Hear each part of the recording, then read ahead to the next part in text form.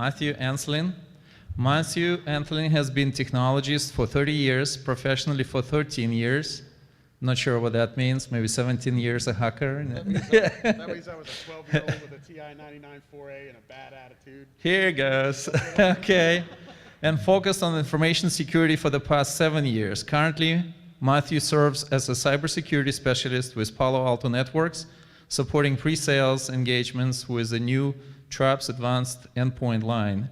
Matthew is also an adjunct professor at University of Dallas in Irving, teaching a capstone course in a cybersecurity master's program. Previously, employers include McAfee, PureSystem, now Dell, Cotilligent, and MicroAge, and previous roles include database administration, project management, Salesforce automation systems, sales training, and pre-sales engineering. Matthew served in the United States Army Signal Corps as a microwave communication technician. Corp. Misspelled. Corpse is the dead guy. It's the end of the day. I didn't type that. Where he was awarded the Army Commendation Medal and earned his airborne qualification. Matthew is an alumni of University of Dallas, where he earned his Master of Science in Cybersecurity in 2013. He holds a Bachelor of Science in Management Information Systems from Park University, summa cum laude. Matthew completed post-baccalaureate studies in secondary education at the University of Texas in Dallas in 2003.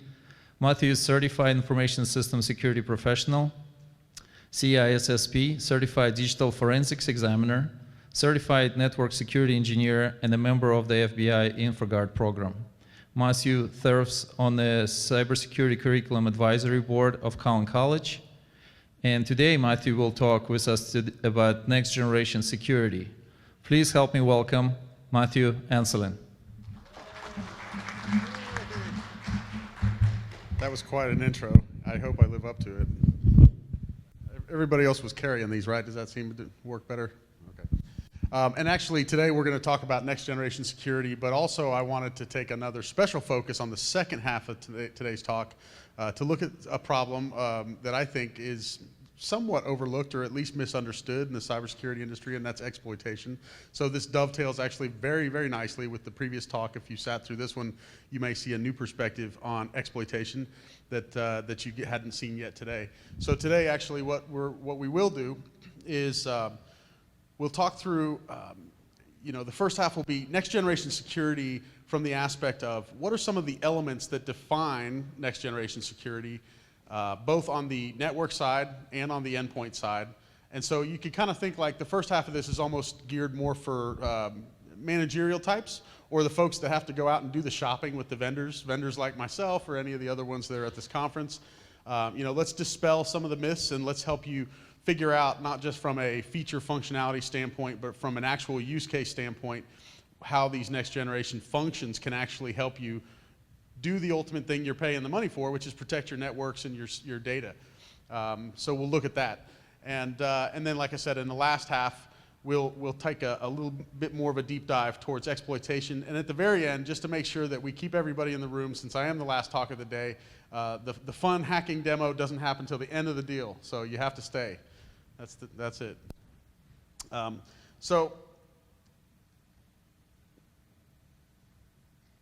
it. Okay, good. So let's look at, first off, from the network standpoint. And when we're talking about next generation security, really all we're talking about is new methods or new approaches to basically the same old problems that we've had for quite some time. And as the problems evolve, of course, the countermeasures have to evolve. So if you look at that top part of the list, those are some of the old ways in which we've classically gone about protecting a network. And we're not going to describe them to you. Everybody can read, so I'm not going to read a slide to you. If I read one of these slides to you today, please throw something at me. I should be punished. I put a bunch of brand names up there, by the way, as well, mainly to just pinpoint the fact that really everybody had some commonalities, okay? And certainly I was fortunate enough to find my way into a company that has pioneered many of the next generation network security principles that we're going to talk about. But at the same time, you've got a lot of really interesting development that is happening now after that. So here we are 3 to 5 years after the launch of many of these next generation security techniques, and you're finding that the rest of the industry is catching up. So that's why there's no specific order in where the logos are. Everybody's doing some new things now, and that's the beauty. It's like it takes a few innovators to drive the rest of the industry towards better solutions and to actually rethink the problems, rethink the approaches. And so that's kind of one of the things we want to talk about today. So on the bottom section of the list here, these are what I'm calling some new methods. This idea that yes, you can actually get full visibility and control across all ports, all protocols on a network. Plenty of tools out there that address that, and we'll kind of cover some of that. This idea of moving away from port and protocol-based allow block decisions and moving closer to something that is an application-based firewalling technique. Not just application control, but actually firewalling via layer 7. Okay, that's a new approach. Things like integrating threat prevention. Again, not a new idea per se, but in the implementation of it, some of the new approaches that we're going to discuss here in a minute, you'll see that having those kinds of technologies melded together, it makes a lot of sense in terms of the actual implementation of this new technique. Here's a big one that I'm definitely going to spend some time on, and that's this idea of SSL decryption and inspection.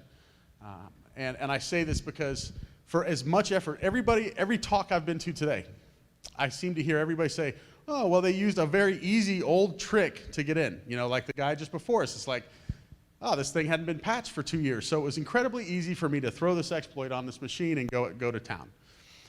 Okay, well, let's take another example where you've got the most sophisticated enterprise you can think of with every tool that they could possibly afford to buy, and they've got great security training, but at the same time, they don't inspect their SSL traffic. Oh, it's encrypted. It's got to be safe, right? Right? Isn't that how SSL works? These kids know. How's SSL work anyway? Do you know how SSL works? Okay. What does SSL deliver in terms of security? And if you get this job, or if you get this answer right, you get a job, so. Any ideas? It protects transport. SSL, by the way, I mean, God bless Whit Diffie and his crew of geniuses for inventing it. There would be no e-commerce, there would be no Amazon, there would be no easily putting credit card numbers all over the internet like we all seem to feel comfortable with doing today if there wasn't, asymmetric encryption and SSL encryption as a protocol to enable point-to-point encrypted and verified communication. So SSL really only does two things, right? It verifies the source of where you're coming from via a certificate, as long as you can trust the certificate, right? It also encrypts the data so that in transit from point A to point B, it is secure. Does that say anything about what's inside of the tunnel, though? No. So this is why I get really bent out of shape when I do these kind of loose polls, when I go through various customer engagements, and I kind of poll people on, hey, so, you guys do something about SSL? No? 10%. 10%, and I talk to big companies, middle-sized companies, and some small companies across that entire spectrum. I have to tell you, about 10% of the corporate enterprise IT environments do anything to inspect SSL encrypted traffic. Great. If I'm a bad guy, that's really cool. That means I have a 9 out of 10 chance that I can slip in and out of your network all day long undetected. All I got to do is do it through SSL. Well, that's something that we're going to be talking about a little more. Automated threat intelligence sharing, also a very hot topic. I think it is something that's an important theme that's been moving forward rapidly in the industry, and I'm going to describe some of the techniques behind that as well. And then last but not least, this concept of sandboxing.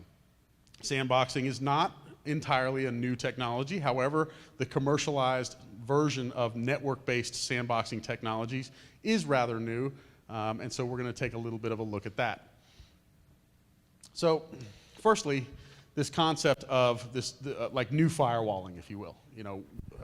Certainly Palo Alto Networks and the next-gen firewall that we produce embraces and adopts this kind of idea.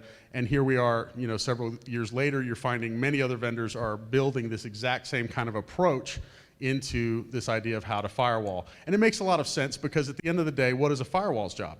To either let you in or not let you in. I mean, in its very most core sense. It's a yes or no, it's a traffic cop. Well, traffic copping was easy when everybody played ball with port and protocol rules. You know, back in the day when, you know, while I'm doing FTP, it's got to be on port 21. Well, why? Well, because they said it is. You know, I mean, everybody sort of played nice with this idea that DNS will always be on 53. That's just not true today. And in fact, when you look at it from a point of, first off, the hundreds of ports that we observe FTP traffic every day in our customer environments, outside of port 21 I'm talking about, or the flip side of that, the just long laundry list of applications that run over the same ports, 80 and 443, of course, everything's web-based now. So those kinds of changes in how the internet behavior has evolved is what has driven this need to change the paradigm in how you make allow block decisions at the perimeter. So what's the new paradigm? And this is, again, one that's not anymore unique to just Palo Alto, but certainly many other next generation firewalls in the market adopt the same idea and the same approach. And that is to say, we're going to look at what applications are flowing. So layer 7, we're going to identify the application. So now I can write a rule instead of saying port 53 open for DNS. Okay. Previously, I could have slipped anything other than DNS through that same port, by the way, right? Now I can say allow DNS over its default port. That's a very different statement.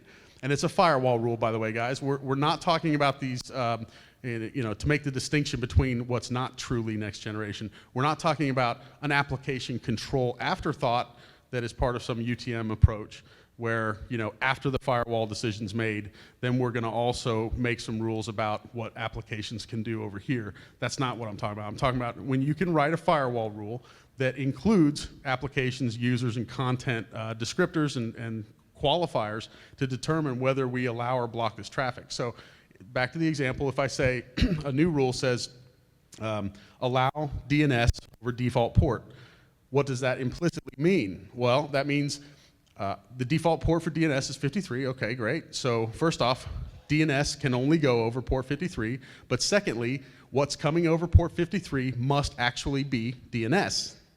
You see the distinction? Like it's a confirmation of validation that the application that's supposed to be going over that port is in fact the application that's trying to go over that port. In those two conditionals, if those both are true, then allow. Super. So now we can get DNS in now the network. Take that now down to the idea of users and not just system kind of network functions or applications, but now like user-based applications where, you know, I don't know, I guess, well, looking around the room, there's definitely a couple of us that remember, you know, giving folks internet to their desktop wasn't always an assumption, was it? No. It used to be a big debate. Should we actually push internet to the desktops or not? Well, I don't know. These guys are going to start goofing off all day. Well, you know, I mean, there was like a debate. It's not a debate anymore. I mean, you can't operate a company without being web-enabled, without being connected to the rest of the world, in essence. I mean, everything from just trying to order lunch to trying to get packages shipped. I mean, forget all the big e-commerce and all the collaboration you're doing with your partners and customers. Forget all that. How about just keeping the lights on? You have to have internet. So there's not really an option.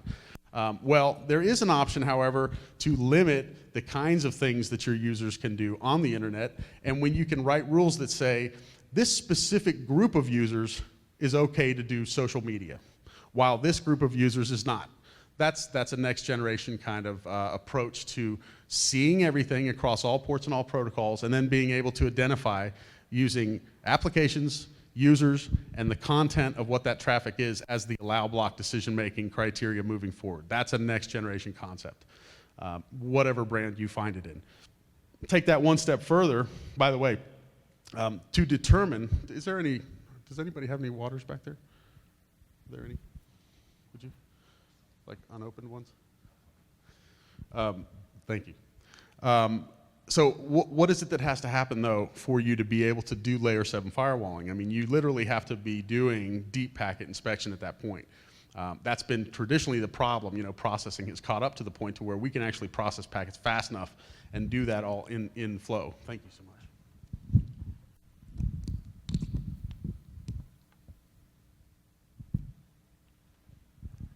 So if we're already doing deep packet inspection, and by the way, we're doing this deep packet inspection bidirectionally, coming and going, firmly believe that what's going out to your network is just as important as what's coming in.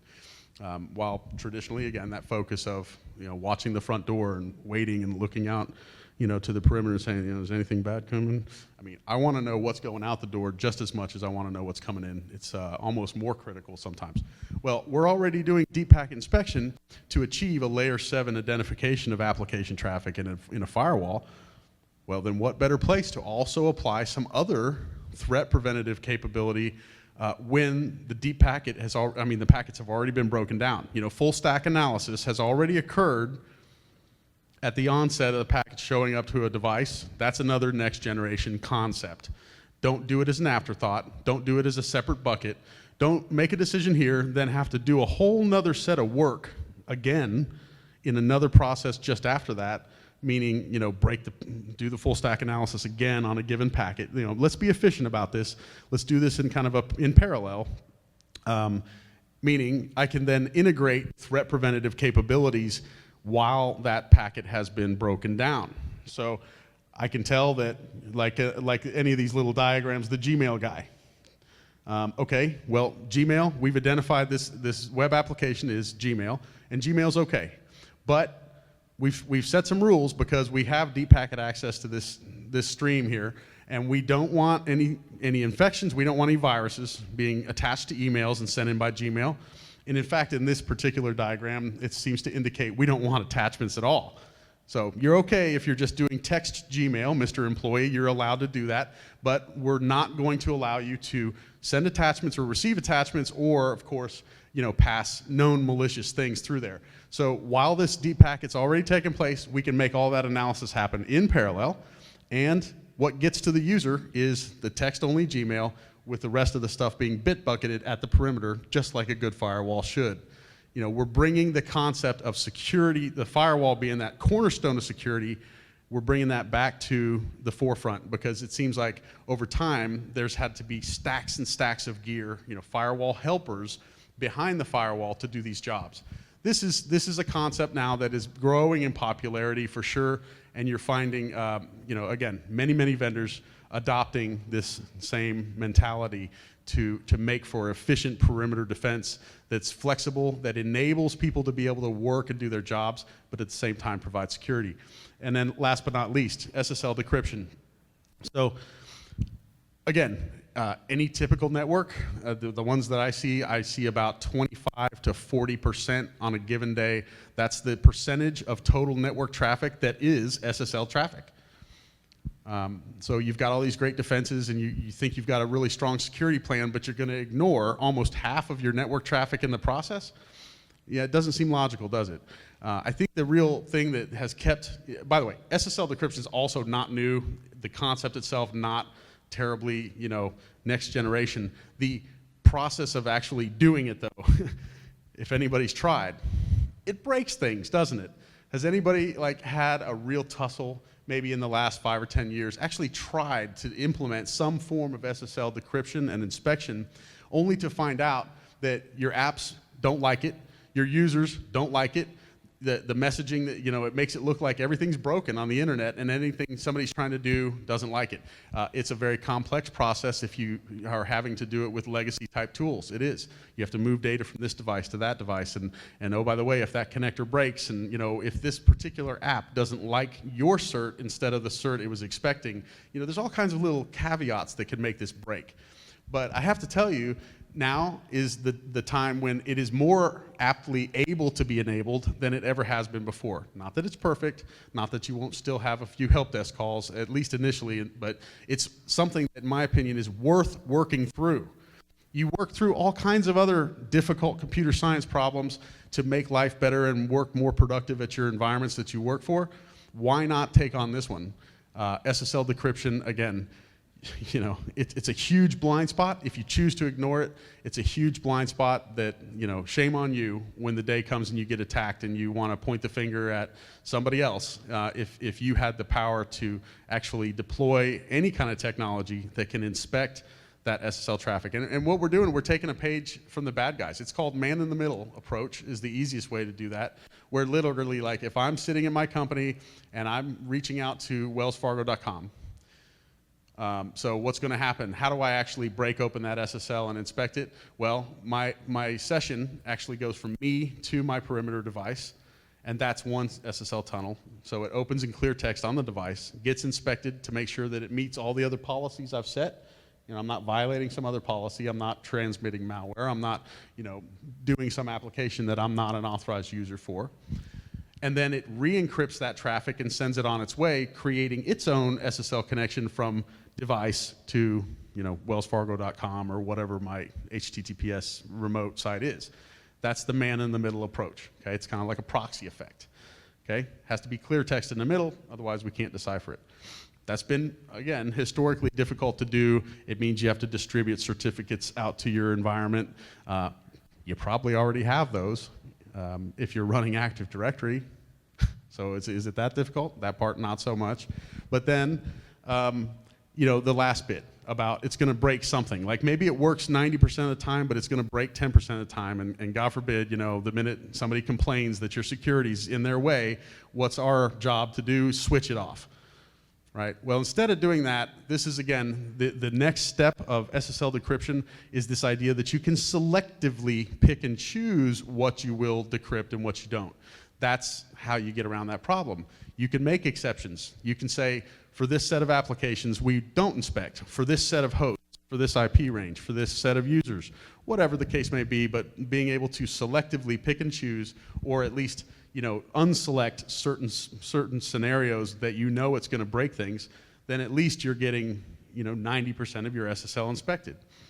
So don't ignore that piece.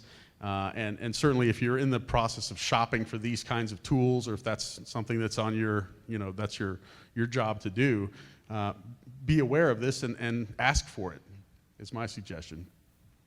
So I took a look at the Verizon 2015 report that just came out. Has anybody else read that thing? A couple? Kind of quirky, huh? I couldn't quite groove to everything they were saying. I tried to pull a few things out. I'm going to see what you guys think of my analysis of some of that, all right? So, because we're switching gears now. Now we're talking about cyber threat intelligence, automated cyber threat intelligence sharing, this idea of, threat intelligence sharing as a concept. And so here's the first little tidbit. This is a chart out of this recently published Verizon report. And it really all it's trying to say is you see the little grouping of dots that are darker in the bottom left corner.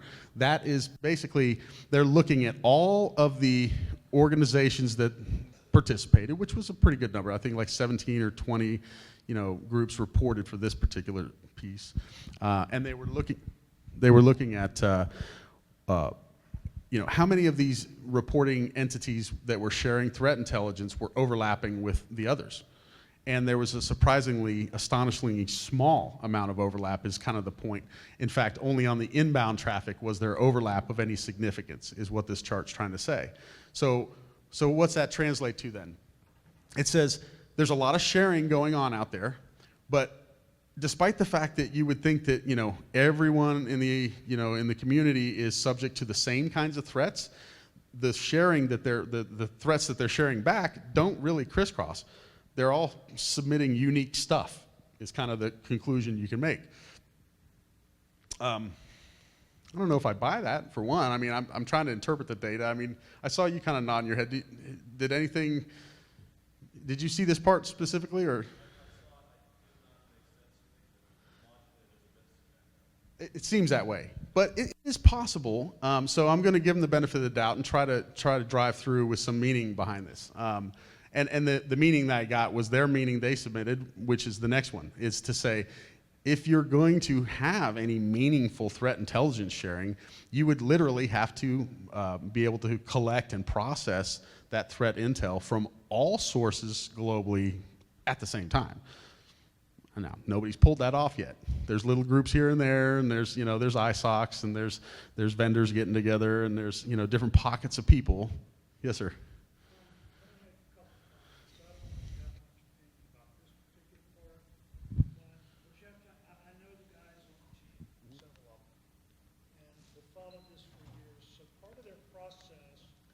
Gather these data elements from all these disparate sources. Not all of these people use their Veris framework. Some do, some don't. So Veris is this massive framework they've created to classify various attributes of everything. So for those people who don't submit in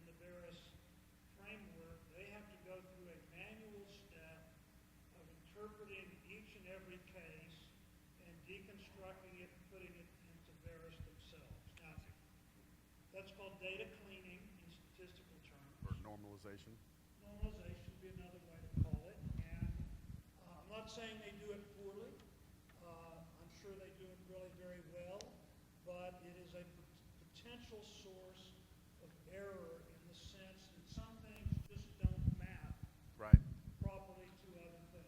Right, and historically that is in fact the problem with sharing threat intelligence, isn't it? So that's why MITRE and these groups have come up with, or attempting to push a standard out. STIX, TAXI, you guys probably heard that several times today. These STIX being the structured element, like, you know, XML-based formatting for how we share things concerning, like how we describe threats and how we share that data around threats. And if everybody played ball with the same system, we wouldn't have this problem of disparate data sources, not, you know, apples and oranges being thrown in the same bucket. And that's a great point. I don't know that this is inaccurate data, but I think it does make a fair statement, which is to say everybody's doing their own thing. And until everybody's at least on some form of standard, then we're going to continue to have this kind of a problem, which is to say, despite all the great sharing efforts, it's just shotgun. I mean, you're getting only a fraction of the bit. And there's a little more on this. Hold on one sec, just to make sure we can finish in time. This was the other piece to that same report, is talking about what is being shared. And I think this is actually an important element to think about. And forget all the, you know, I hate slides that are this busy, but I want you to just look at it in terms of the color.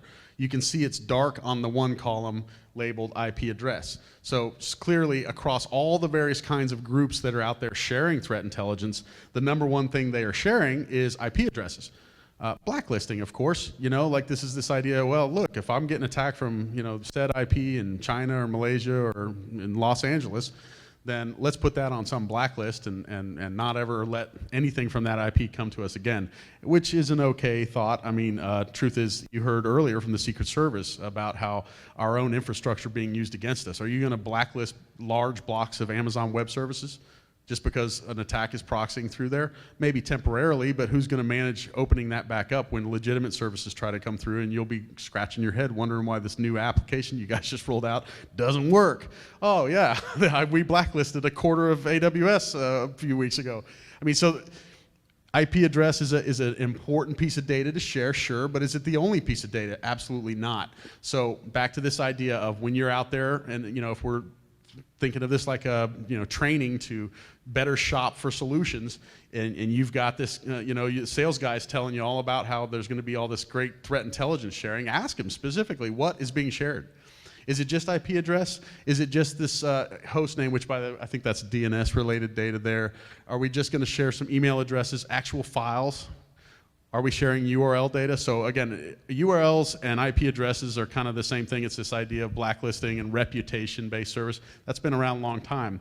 But what about this idea of sharing deeper forensic data? And is that actually part of the solution you're looking at? That's my question that I would ask any vendor who's pitching me on some threat intelligence sharing project that they want me to undergo here. Because the one thing that does stand out is that, you know, this sharing process can help your organization thwart attacks, you know, faster. And that's the name of the game, right? Like if 75% of the attacks, they're saying, go from their first victim or victim zero to the next victim within 24 hours. And I've seen this done a couple different ways. Within the first 48 hours, I think like 98% of a brand new attack are registered, and then it kind of tops off. I mean, you guys have all seen these charts, you know, meaning everybody jumps on the new attack vector really quickly, the attack gets out there really quickly, but then within either a few days to a few weeks, the security industry is aware of this, and you start seeing signatures pop out. So the bad guys know they've got this little window of time up front with which they can be successful on this brand new attack that they might have spent good money developing, by the way. So how do we leverage threat intelligence to thwart that fast of an action? That's the other challenge that we see in terms of threat intelligence sharing. So, you know, Palo Alto, well, I'd say FireEye was probably the first network-based sandboxing, commercialized sandboxing. I mean, I'm trying not to be too much of a disclaimer here. I mean, there was plenty of Linux tools out there, Cuckoo and all these, but, you know, as far as like products you could buy that were commercialized and automated to a sense to where you didn't have to be a rocket scientist in one specific field or even a security expert to deploy. I'd say FireEye was probably the first in the market with an operational sandbox, which gathers better threat intelligence than your typical honeypot, which is just sharing like IP addresses and URLs. Well, how is that? What is a sandbox? First off, a sandbox would be this idea that I'm going to take an unknown thing, file, executable, whatever, and I'm going to execute it in some other environment, some virtualized environment first to see how it works. And if it works okay and it doesn't hurt anything, then I deem it good to go and I pass it in the network. It's kind of like being the king and you just got brought your dinner, and what do you got? You got your food taster, right? Here, you take a bite. If you die, I'll pass. But if you live, I'm hungry too, and I'll go ahead and eat that. I mean, that's kind of what a sandbox is. It's like test the file somewhere else. And then, by the way, the kinds of forensics we get out of sandboxes are much more rich than your typical, what's the source of my attack, IP type stuff. You get system level intel. You get host starts and stops, process stops and starts. You get regex information. You get registry change information. So system level information that's deep. Then you also get all the network level information. Things like, was a DNS request placed and where? To where? What was the pattern of that request? Did this thing perform any web-based requests? Were there any gets launched when this file also launched? And if so, where? To where? What were their formats? And all of the rest of that. So at this point, that's a much richer set of threat intelligence. Certainly, that's at least better than simply IP address and email address or URL name as a type of threat intelligence that you would want to share. And here we are, 3 years. I'd say FireEye is about 5 years since they came into the market. Our company added the Wildfire Threat Intelligence Cloud to its product about three and a half years ago. 3 years ago. So here we are 3 years later, and I just started Googling before I came out to give you all this talk, and it turns out that just about everyone now has a sandbox. Awesome. Glad everybody's building it into their product set. Hopefully it doesn't cost too much extra if you own one of these. And I'm not going to list them all out there. I mean, pretty much everybody's doing it because it's a valuable way to do it, not an infallible security mechanism, but certainly valuable. But one thing I would caution you is that, and by the way, you can't see the brand name. I'm trying not to besmirch anyone or overly, I was told to be vendor agnostic up here today. But you'll notice that if you really dig into some of these threat intelligences, they paint pretty pictures, they tell you fun stories, but do they really do anything to help stop the stuff from getting to you? That's all you really care about, isn't it? I mean, I'm glad that I'm supporting the rest of the world, but we're all selfish. We want to make sure we do our jobs better. Our companies are protected. It's our family that we care about, not somebody that we don't even know. So guess what? Do your homework before you invest in a sandbox and make sure that what they're delivering is actionable and it's something that's automated and actionable, because a lot of times you can have all this threat intelligence poured onto you, but if you don't have a huge staff of people to manage that and do something with it, what good is it? So it seems kind of obvious, but if you're a smaller shopper, you don't have a robust security department, you absolutely have to consider how automated is this? Will I make use of it? Is it even worth the dollar I spend on it? And and make your own decisions there. So good, build works.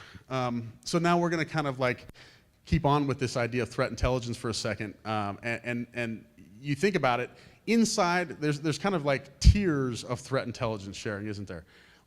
I share threat intelligence with myself, meaning inside of my own enterprise first, meaning I've got these devices, and maybe these devices, in a sandboxing situation where, like I said, you're able to get multi-factor levels of detail around the behavior of bad things that happen in the sandbox, and you're going to share those inside of your own environment. Like things I've observed, I can then share with maybe my endpoints or my other firewalls or whatever. I'm still inside the shop, and of course this is the typical next step for most intel sharing, is to send a lot of that great forensic data over to a SIM tool, right? I want to correlate what's happening on my endpoints with what I'm picking up in the sandbox, and then maybe look at network data and infrastructure kind of data to see if was there a specific spike at a certain late hour of the night that shouldn't have been there, and those kinds of things to start to get answers, and of course hopefully lets you build policy that can block these things from happening. So this is all just inside of one organization. You can be doing all kinds of levels of threat intelligence sharing. Take it one step further, and you have your vendor then who is pulling threat intelligence from all kinds of other customers in that same product family. There's that level, that next tier, if you will, of threat intelligence sharing. And then take it even further, where one thing that we've done is formed actually between vendors, security vendors, a consortium where the rich types of threat intelligence that we want and need to have actionable preventative type capabilities, we're coopetition, right? I mean, these are all companies that compete against each other every day on the bottom here, but they also belong to a consortium that knows that for the good of the industry and the survival of their own pocketbooks even, it's a necessary thing that between security vendors we share threat intelligence. So that's the next thing I would shop for. It's like, are you one little silo of threat intelligence? We just saw that first little cluster graph that showed having one source of threat intelligence wasn't all that great. You kind of have to have them all. Well, how do you have them all? When you've got all these little pockets and groups. And this is one way that we can start to get there. It's really encouraging that even in, Western society is all about making a buck. Hey, amen to that. I'm signed up for that all the way. But it makes sense here that we share and work with each other in the process, so that we can compete with some of the centralized types of organizations where government and business are one. And they have an advantage in terms of their threat intelligence sharing over the United States and other Western type countries because of that very same reason.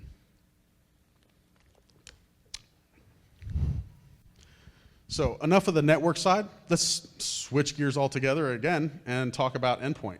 And here's my favorite quote of all time in the endpoint space. If you hadn't seen this, you should see it now. It's awesome. Senior vice president from Symantec quoting himself, or being quoted in the Wall Street Journal last year, antivirus is dead.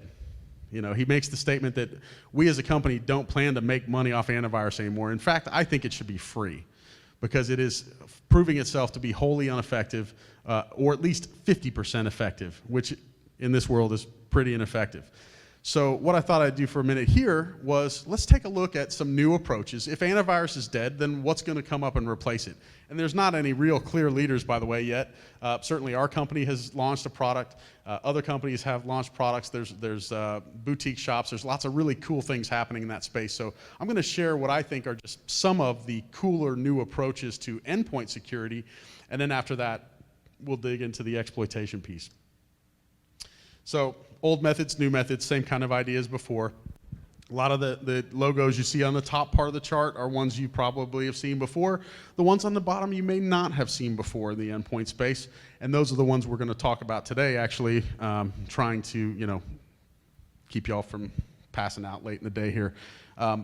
So this idea of signature matching is ultimately a blacklisting exercise, right? It's like, I've seen this thing, I know it's bad, so it goes on the bad list. Now I just keep this big bad list growing, and if I see this thing again and it's on the bad list still, then it must be bad. That's antivirus in a nutshell. In layman's terms, that's signature-based matching. And they've added lots of different things to that to try to beef that up over time, all of which have continually been mostly ineffective, except for against some of the oldest threats. The script kiddies, the nuisance attacks seem to be what antivirus can catch, but certainly no possible opposition to any form of advanced attack, and that's because it's just too easy to get around these days. Well, let's look at some things that have come out into the industry to counter that idea. Whitelisting, again, opposite of blacklisting. Whitelisting says, I'm going to create a list of all the things that are allowed to run, and if you're not on that list, you don't get to run at all. Now, cool idea, very popular on single-use machines like ATM machines, right? ATM machines should have the same code running every day, all day long. It's not downloading screensavers, I promise you, right? And if it tries, then it can't run because it's been whitelisted. Same thing with servers. Servers are a great place because it's a server, generally speaking, is running the same thing all day, every day, same processes, right? So we can do this in those environments. Very difficult, though, to perform on a workstation where there's actually a user because users like to do different things every day. So different programs showing up, it's hard to keep track of this, and it really stunts somebody's day when an executive can't get something done really quick and it happened to involve a new application that he did just download. It's not on the whitelist, that's when the call comes to IT. Whatever that garbage is you guys bought, you need to turn it off because it's keeping me from working, Then that's when the security goes out the window. Whitelisting has evolved. Whitelisting has evolved to the point to where now it can automatically kind of sense what new programs are there, and there's like this ongoing change control process now built into many whitelisting tools. Bit9 is probably the most prevalent, I would say, in the commercialized whitelisting space, right? So, cool approach. Is it the be end all? I don't think any of them are, but if you hadn't seen this approach, definitely worth looking into. For your own environments. What are some other approaches? Here's one I think is really cool, micro-virtualization. So when you have an exploit, right, or you have a piece of malware on a machine that tries to then traverse to another process, micro-virtualization stops that. And how does it do that? Well, as long as you have like an Intel i3 processor or newer, there's this really fun VTX technology built onto their processors. Like this is what enables micro-virtualization to occur. So what this means is for many of the commonly run applications that, by the way, are also commonly exploited applications, Adobe Reader, Adobe Flash Player, Microsoft Word, Excel, PowerPoint, the rest of them, then when these things fire up, they get to operate in their own little virtual slice on that one machine. So, I mean, I've got a laptop here. I'm about to show you. Everybody's probably got VMs on their boxes too.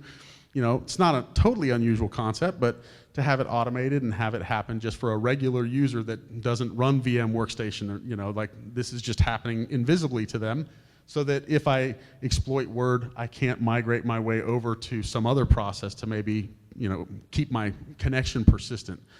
Cool concept, micro-virtualization. Bromium, by the way, is the brand name behind this concept. I've been watching them for a while. I got a cool shirt from them at one show. It's one of my favorites. But anyway, that's another technique that is kind of one of the up-and-comings we'll call the next generation endpoint or advanced endpoint protection, things that are beyond just simple antivirus, right?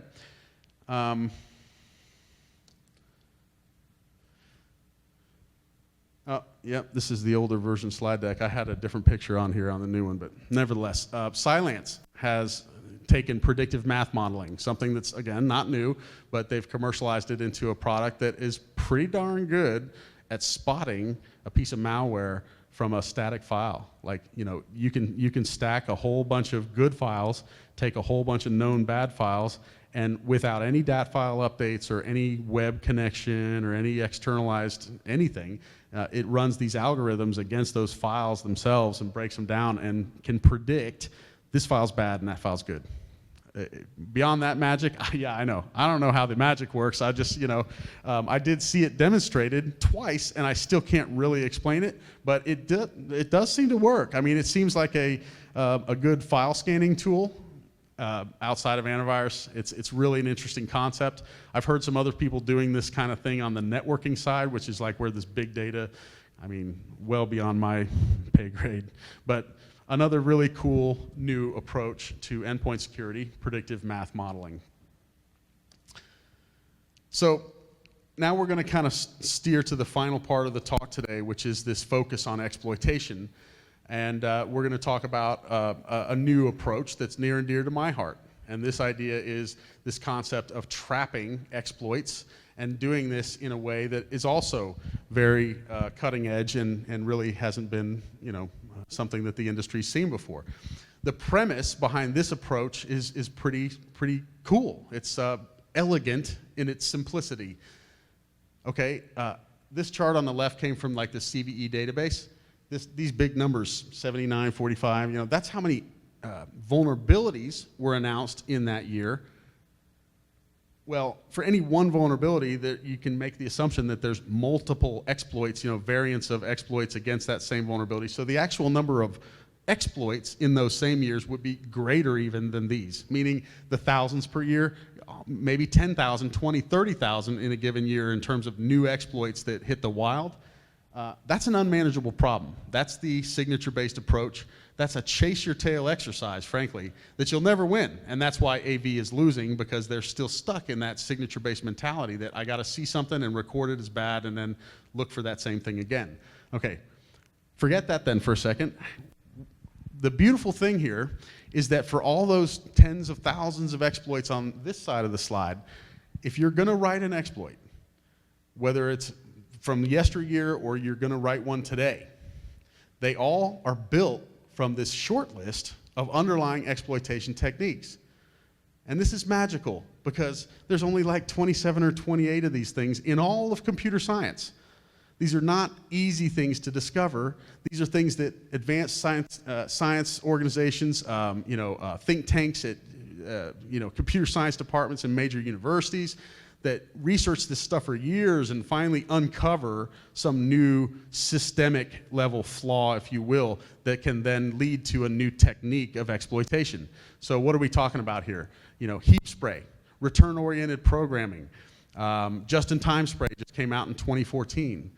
So how about this for a beautiful approach? I don't care about the tens of thousands of exploits. I'm just going to sit quietly, and if I see one of the very short-listed set of exploitation techniques attempted, then that's when I'm going to care. That's when I'm going to do something about it. And that's the concept behind traps. To put it another way, if you were writing sentences, you get 26 letters to choose from, don't you? And you take those 26 letters and you put them together in words, and then you put those words together into sentences, and there you go. And then you can write paragraphs and all that. So that's this same kind of analogy here. I could care less about what your sentence is. I only care to spot the letters that make them up. And if I do that, then I can prevent that technique. So how does that actually work? It works through a process of process injection with what is that little short list right there. Those are actually a list of exploitation prevention modules, all of which get injected into every Windows process that runs. And then do nothing and sit and wait. And if in fact one of those exploitation techniques pops, then it shuts the process down and gathers some forensics, lets the user know, hey, that was a bad thing, don't do that again, tells the server, the admin and whatever, and the event's over. But why is that so beautiful and elegant is because where is exploitation? In every kill chain or attack lifecycle chart, you guys have sat through these conferences, you've seen, I'm not even gonna put one up. I didn't want to, I didn't even want to beat you to death with the old attack lifecycle. But exploitation happens first, doesn't it? So this is where I think there's a real distinction in the industry. People in the industry interchange this word malware and exploit all the time. They're not the same thing, folks. And I think that talk before me clarified some of that. An exploit is typically just the door opener. It is the thing that is the memory corruption that gives me as an attacker any permission to even run anything in memory, period. So if you think of it this way, there's really two ways to hack a machine, short of all of our pen tester guys who are like, no, I'm just going to slip in a USB stick. I mean, I'm assuming you don't have physical access to the machine. So outside of physical access to somebody's machine, I can either trick the machine, which is to say, find some flaw in code, logic flaw, a vulnerability, and exploit it, okay? So there's trick the machine with an exploit, or the other method is trick the human in the chair and just have them just install it and give me every right I need along the way, Oh, you sure you want to give up admin rights? Yeah, I need that screensaver. I mean, that's different. There's no exploit necessary there. That's malware. Okay, malware is the bad thing that you don't want to happen. Exploit is the initial trick, if you will, or the corruption that gives me the permission to even run my malware. So this is why I think it's actually a more important problem than some. And to try to prove to myself as I started doing more research on this, first off, I wanted to know if my first premise is true. Are all exploits simply different sequences, chained together sequences of exploitation techniques? Is that true? Is that really the case? There's got to be exceptions. No, I couldn't find any. Do it yourself. I mean, you read about the CVEs, and that's one thing, but then you have to actually go find the forensics on the exploits written for those CVEs, and you will find the same underlying techniques pointed out in these write-ups over and over and over and over and over. I couldn't find an exception. I pulled some of the most recent ones, this one in 2015. Sure enough, return-oriented programming, JIT spray, and then DLL access, which is this idea of accessing underlying operating system functions, meaning I own your box now. You know, I can run your OS remotely. Depth circumvention. You know, when Windows 7 came along, Windows actually started adopting some new memory management techniques like ASLR. Anybody familiar with that? Yeah, okay. So, you know, it's like Linux has been doing it for a while. It's kind of a nice idea. For those of you that aren't familiar with it, address space layout randomization, okay? Previous, Windows would put things in memory in the same place, like, you know, because even in memory, there's little addresses, right? So it would put things in the same place all the time. Well, that's nice. If I'm an attacker, I know that if I'm looking to tap onto this DLL, I know exactly what memory address it's going to be because Windows puts it there every time.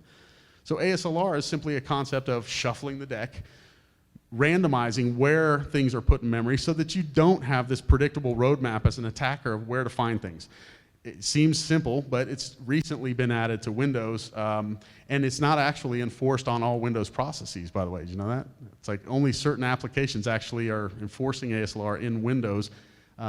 So in any case, data execution prevention, another memory management concept that says, I can only run code, actually execute code in these sectors of memory, but this big old data set over here is not supposed to ever run code. Well, they figured out a way around that, of course, and that's what a depth circumvention is. It's a technique, an exploitation technique that when used in sequence with the others can then successfully exploit any of these pieces of software that are listed here, or Windows, the operating system itself, or any application that's running on Windows.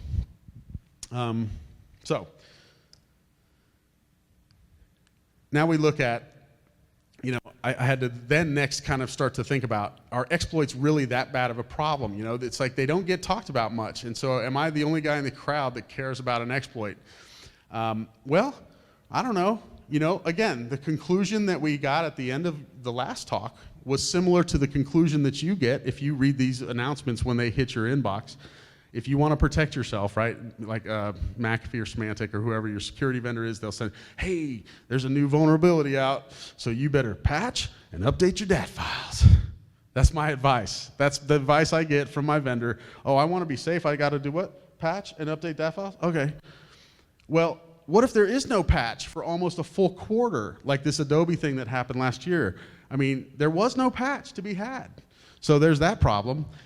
And the other side of it is, you know, DAT file updates, as we know, you know, that alone isn't going to stop what's coming your way if you're running Adobe Flash. And who isn't? So if you can't patch it and the AV is not going to be effective against it, then you're not protected. So what's going to happen, though, if you don't patch? Like, why do you patch? You patch to solve the weaknesses in code that can be exploited. So if you focus your defense mechanism on exploitation, doesn't that kind of change the paradigm? Again, the chase your tail exercise that is patching might not be as critical or as time sensitive if in fact you had a rock solid way of stopping exploitation. Okay, so I'm going to pull another couple stats from our favorite Verizon 2015 data breach investigation report. And we're going to try to make sense of these in the context of what I just said. The first one is interesting. 99.9% of exploited vulnerabilities were using basically a CVE that was a year or more old. That's kind of a statement to me that says patching is a fail. Or, it's looked at another way, maybe everybody thinks that as long as they patch their Windows operating system every Tuesday, that that's enough. But what about Adobe Reader and Adobe Flash Player? And what about Java? And what about a lot of applications that really, some of them are so annoying with their patching that, heck, I'd just as soon disable and remove it. Java's a good example there. It can go. But then there's that thing that needs it, and then you bring it back, and then you have to run the updates, and ugh. I mean, but it's not just Windows, is my point. So maybe that stat is true because people have this misconception that Windows is the only thing you got to patch. Not true at all. I need, you know, if you're using Internet Explorer, then I suppose Windows will patch IE for you. That's another commonly exploited application. But now there's plenty of exploits out for Chrome and everything too. And you think, oh, I'm the cool guy. I'm in the cool club. I use Firefox. I don't know. IE wouldn't touch it. Well, that's nice. Are you patching that? Are you updating that? Everything has vulnerabilities. And so the second little point here was that back to this idea that people jump on new threats really quickly. About half of the CVEs exploited last year happened in the first 2 weeks, and then the other half happened over the rest of the year, or longer than 2 weeks, however you want to say that. Okay, so great. So patching isn't working the way we're thinking it is, and we need to respond oh so much faster if we're ever going to catch the half of that attack sequence that we're not catching today. Okay, so maybe exploits are the problem. Great, if I've got a tool that can stop an individual exploit, awesome. Well, how would exploit trapping work against a full-blown, very sophisticated APT? And this one, by the way, is a doozy. I've seen some good examples. The Secret Service laid some good new ones on me today. I was really enjoying that. I hope you guys enjoyed that. I would reference what he talked about, but I'd have to kill you because I couldn't record or make notes. So I have forgotten everything he's told me this morning to be safe. But this one was one that was written up by Kaspersky. It was published earlier this year. It's really brilliant. So again, if you hadn't seen this one, Carbonac was an advanced persistent threat campaign where these guys managed to go off and get themselves into banks, hundreds of banks, live there for a year or more, and actually steal millions of dollars in the process. All kinds of cool ways they stole it. They did wire transfers. They caused ATMs to spit cash out at certain times of day, and they had mules waiting to grab it and go. I mean, it was so fun reading this thing. I mean, if you're a little bit dark and twisted like I am, then you'll really enjoy it. But one thing that popped out is right in the beginning of the report, the entire initial portion of this attack was perpetrated in every case by weaponized office documents. We're talking about exploits here. So once again, if I had a solid strategy for preventing exploitation, this whole campaign, all of the sophistication that came after would be a moot point. Okay, that made me start thinking, well, how many more of these campaigns are like that? So I started doing some research.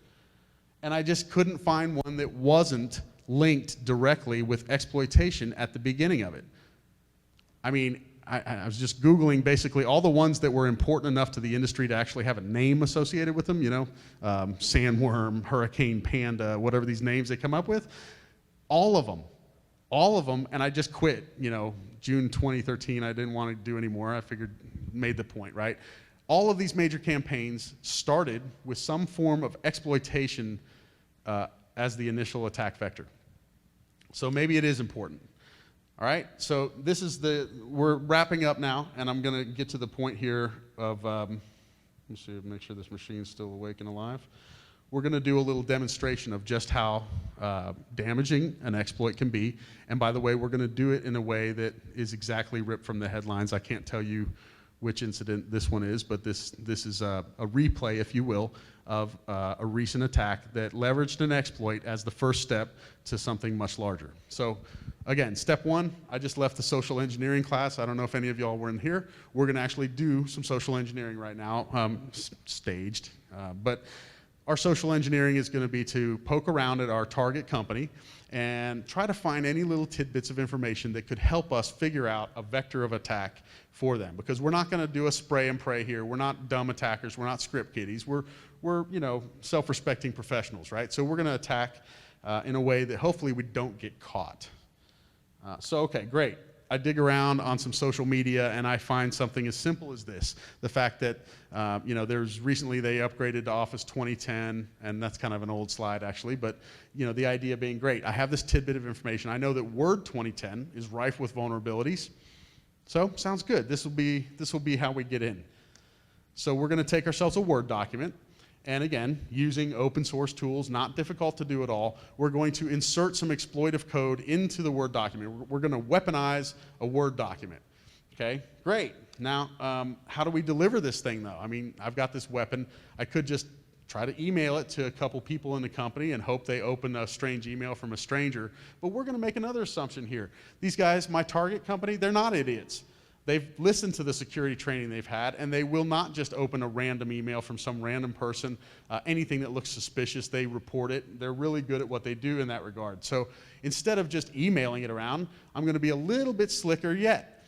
I'm going to send this thing in as a resume, because your company, probably like my company, is begging for Word documents to be injected into the environment every day, all day. It's called HR recruiting. There's a million other examples of this, by the way, not picking if anybody's HR in here, But, this is a great way to do it because, the assumption is it's a trusted document, number one. It's not some scary RAR file or executable or something spooky. It's a Word doc. It's a resume, and by God, I want to work for you, so somebody's going to look at this thing. The chances of somebody opening this document are much higher than some of the other scenarios that we could have dreamt up here. Okay, so now this is where I change machines. Hopefully I plug this in, nothing explodes.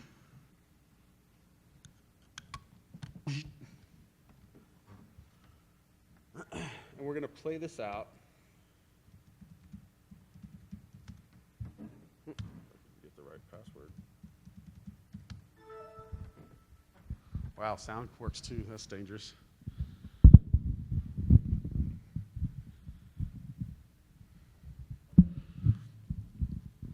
Okay. So that was the setup for our little scenario we have here. And now what we're looking at, on the right side is our scary Linux terminal. Again, Kali Linux, you've seen it a couple times. If you haven't gotten the idea yet, if you want to play in this market, this is a great tool to have. It's a lot of fun, but it's also very useful. In this case, we are going to be using Kali as a command and control server. Okay, so I'm going to kick off this little script right here, which is in essence all it's going to be doing is listen for a callback from any of the, say, 10 or 20 of these little Word documents that I crafted and injected into various HR recruiting websites, okay? And that's what it's doing now. I guess you can read it best on here, so you can see. And by the way, guys, nothing fancy, no really advanced hacking going on. This is open source exploitation. I'm using a reverse TCP shell. It's included for free with Kali Linux. It's not very difficult. So great. So we've got our listener listening. And on the left side is our victim machine, which in this case is a Windows 7 workstation. This is ostensibly the HR person that is on the receiving end of these resumes that get sent to this person all day, every day by their recruiting website. Okay, and again, we're assuming here that this HR person's not an idiot. I mean, if this was some scary RAR file or if it was some format they didn't recognize, then they would most likely delete it, report it. I mean, that's a big assumption. I know you guys are laughing in your heads going, my users will open anything. But, we're making a pretty broad assumption here. And in this case, though, this is exactly the format that this HR person sees resumes coming to them from their HR recruiting website every day. So there's really nothing unusual here whatsoever. I'm going to open it. I mean, that's my job. I review resumes, see if people want to work here. So I open it up, and in fact, that's what it is. It's Megan Smith. She's got a resume here. I mean, this is really just an editable Word doc. Nothing strange. But if you notice something funny in the bottom left corner, that's my fuse. That's my timer. And when we hit the magic number, let's see if I can exploit Microsoft Word. By the way, that timer was introduced into this particular demo for two reasons. Number one, to get around security solutions. If I am a file that does nothing when I'm opened, most security solutions will take a look at that for X amount of seconds and go, yeah, you're good. You're just a Word doc. Go on. But if I just wait that one more second that it's not looking anymore, and its hooks are out of me, or that sandbox has decided I'm okay now, or whatever the security solution may be, I get right through. So by the way, that's the sophistication that lets us get around our security in this case is a few seconds of delay before I actually do anything malicious. Meanwhile, I'm just a data file. I'm not an executable. I'm a data file. So if you saw some motion kick over on the right side, that's exactly what just happened here is I did in fact exploit Microsoft Word. What does that mean exactly? Well, it means that I performed a little bit of memory corruption magic here, and I've carved out, think of it like, if Word's got these two stacks of memory right here, well, I just kind of carved myself a little cave in the middle of here, and I get to live in that little cave and do whatever I want. Well, what do I want to do? Well, let's see. I mean, because in essence, I have full control of this machine now on the left. How did that happen? Well, after the initial memory corruption occurred, that's when the second step occurred, which is the callback. So the callback you saw happen on the right, Okay, so the second thing I did from the command and control server was go, okay, you answered my call, then here, take this little package, which in this case happens to be Meterpreter. It's basically like a remote access tool, okay, that's also open source. Here's the secondary stage, take this guy and run it. Because I've already tricked Word into giving me permission to run things in memory, so therefore, I can do that. But that's the whole key. If I never got the permission to even do anything in memory, then I would not have succeeded at the attack. That's the whole point of why I think exploitation is an overlooked method of preventing threats, even the most advanced threats. Because now, though, that I do own the machine, I can enumerate processes. Of course, I'm going to want to move out of Word. If the user closes Word, then I'm gone, right? If they're done looking at the resume, not a fit, close. Well, then I'm dead because that's where I live. So I'm going to want to migrate processes. That's where that micro virtualization was trying to be a good defense there that we talked about. I wouldn't be able to just jump processes. What else can I do? Well, I can list out your file structure. I can drop files on your machine. I can pluck files from your machine. That's cool. But this is really fun. I just ran the help file for Meterpreter. Again, open source tool. I could just run a command called #dump, and that goes and yanks your hash, your SamHive file that's got all your username and passwords, right? Not just yours, but anybody that's logged into that machine since its first, I don't know what the length of time, I think it's like since you first installed Windows on that machine, you get the whole list. So I can have a whole set of credentials to come back at you with that are legit. So I show back up as one of you with legitimate login and password just from exploiting a box. I've not even done anything bad yet. That's my point. Exploitation is the gateway drug, okay? Exploitation is what opens the window for any further bad things to occur. You guys see this one. I can pop open your webcam if you got one and take a look at you. That's how the guys that did the research in APT1 actually got to take a look at the Chinese PLA soldiers or operatives that were hacking all of the world. They snapped pictures of them. They did it this way, reverse hack. Pretty fun.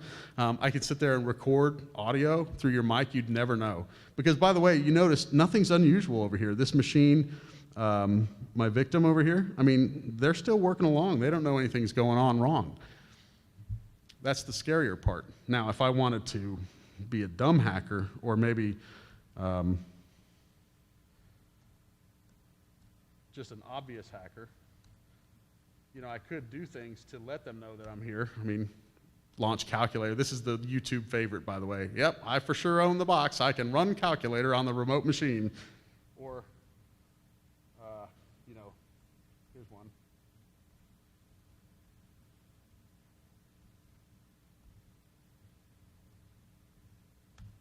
I can send scary messages. If you were sitting at your desk and I now own you. What? But you wouldn't do that. As a real attacker, you would do nothing to get determined or detected or found out by a user like that. I'm just doing that here as a parlor trick to prove the point that anything I want to do with that box, I can do. I'm at its C prompt, for goodness sakes. I can run anything I want, change anything I want, do anything I want. So is exploitation really a problem? I think it is. Is exploitation preventable? Again, this is the only place I'm going to sway from my product agnostic. I joined Palo 3 years ago. I've been doing the firewall side that whole time. I took a look at this product. The only reason I joined Palo, by the way, leaving McAfee, was because I saw technology and I investigated it and decided for myself, this is incredibly cool. This is the way the rest of the world is going to start doing firewalling. I know this to be true in my heart.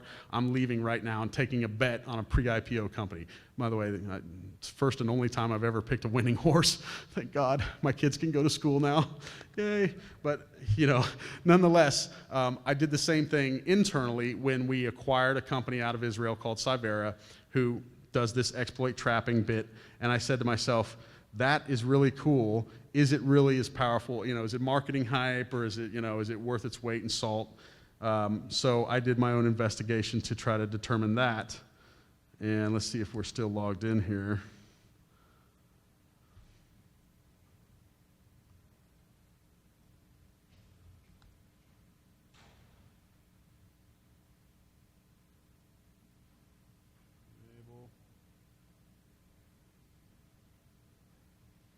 So that bit that I described before about injecting into every process, this is the big flash finish, you know, and this is what sold me on jumping teams, is that, you know, here we are in the same scenario with the same machine. And oh, by the way, guys, I did forget to show you one thing.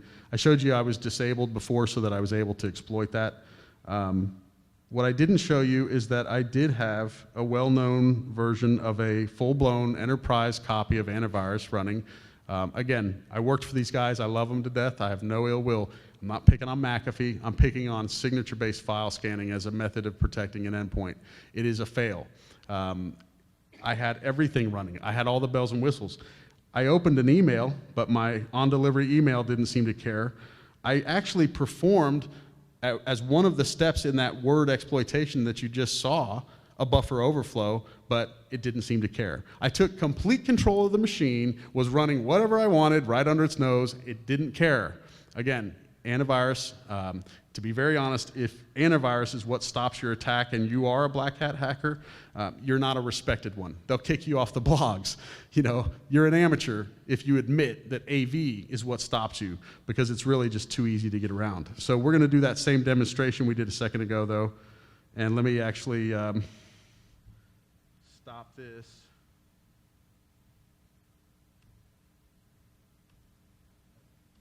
Notice when I shut down Word, I lost my session over here, and that is because I never migrated out of that process. But let's get that same listener going again.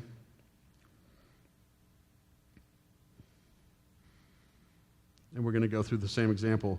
This time, when I opened Microsoft or Outlook, I had injected exploitation prevention modules into Outlook. Okay? You didn't see it happen because it's very quick. By the way, this whole thing is 0.1% CPU and like 25 mega RAM to run. Then I do the same thing here. The Word document opens. I injected exploitation prevention modules into the process of Word, which are, again, doing nothing at all. It doesn't care how long my timer is in this case, because it's not file scanning. But when we hit the magic number here and the exploit attempts to occur, hopefully we get a very different result. And this result that you're about to see is a result that I've tested many different ways. Again, I have to really believe in something before I'll actually go work for the organization that does it. And in this case, yeah, happily, no callback this time, no exploitation. In fact, the exploit never got permission to even execute anything in memory. I mean, that's how early in the attack we just stopped this whole thing. That's the beauty of it. So that's my flash finish, and that's something that I think is one of those next generation endpoint security approaches that you will see more of, and I think you will in the coming years hear a lot more about exploitation, because to me, it's the base of the flame. You know, we're spraying the top of the fire. I think the base of the flame when it comes to system level hacking is exploitation, and if we would do a better job of blocking that as an industry, not just a product, but as an industry, then we have a chance of not being such victims like we are today. So that's all I've got for you. Any questions or anything?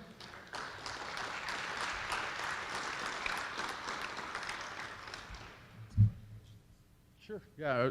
Am I over time though, or do we have time for questions? What time is it? Yeah. Look at that, you guys. I got to keep you 15 minutes beyond time. I'm impressed, and thank you very much for doing that.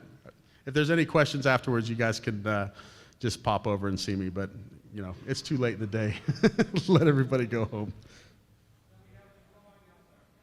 Yeah, and the drawing, right? Let's not screw that up.